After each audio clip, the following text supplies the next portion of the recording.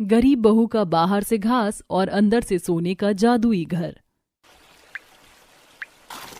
माँ, ये पानी तो बढ़ता ही जा रहा है। देखो ना, मेरे घुटने तक भर गया है पानी। पवन, इस तरफ आ जा, मैं यहाँ पटरी पर खड़ी हूँ, तू भी खड़ा हो जा। हे भगवान, ये बारिश तो रुकने का नाम ही नहीं ले रही है। छत से कितना सारा पानी आ रहा है। माँ जी, अब क्या करें? बाल्टी बर्तन रखने के बावजूद भी सारे घर में पानी पानी हो गया है। भाभी, आप पानी की बात कर रही हो? हमारी छत देखो कैसे हिल रही है, कहीं गिर ना जाए, मुझे तो बहुत डर लग रहा है। अलीशा, शुभ शुभ बोल। इतना बुरा हो रहा है वो कम है क्या? मैं और बाबूजी घर से बाहर पानी निकाल तो रहे हैं। पूरा परिवार अपने घास के बने घर के अंदर से बारिश का पानी बाहर निकाल रहा होता है। वहीं दूसरी तरफ उनके पड़ोस में रहने वाली अमीर पड़ोसन सोनाक्षी अपने पक्के ईंट पत्थर के बने हुए सुंदर से मकान की गैलरी में खड़े होकर ये सब देख रही थी।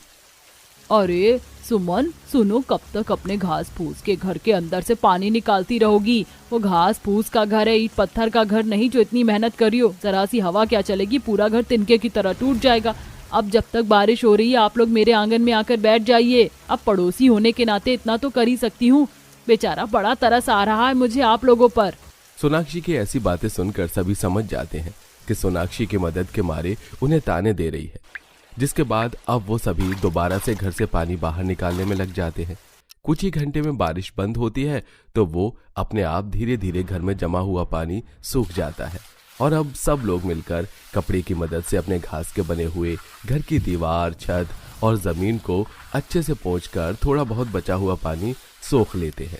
पानी की वजह से सारे बिस्तर गीले हो गए थे और राशन भी खराब हो गया था, जिसके चलते सभी ठंडी जमीन पर भूखे पेट आंखों में आंसू लिए सो जाते हैं। ये क्या, आप दोनों इतने कम पैसे लेकर आए हैं? इसमें तो हफ्ते भर का राशन ही मुश्किल से आ पाएगा। काम तो आपने महीना भर किया है, फिर इतने कम पैसे क्यों? कलावती, तुम तो जानती हो कि हमारा सेठ पैसे देने में कितनी आनाकानी करता है। ये इतने पैसे भी उसने देने में बड़े ही नखरे दिखाए हैं। ऐसे ही रहा तो ये घर कैसे चलेगा? मैंने तो सोचा था कि इस साल हम लोग एक ही कमरे का सही पर ईंट सीमेंट का छोटा सा घर बनाएंगे। अगर ऐसा ही रहा तो इस साल भी हमारा पूरा इस घास के घर के अंदर ही गुजरेगा।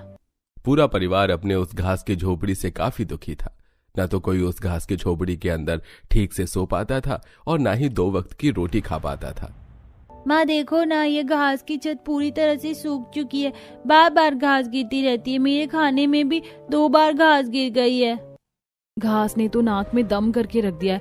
कभी खाने में गिरती तो कभी पैरों के नीचे आकर बिल्कुल किसी कील की तरह चुभने का काम करती है।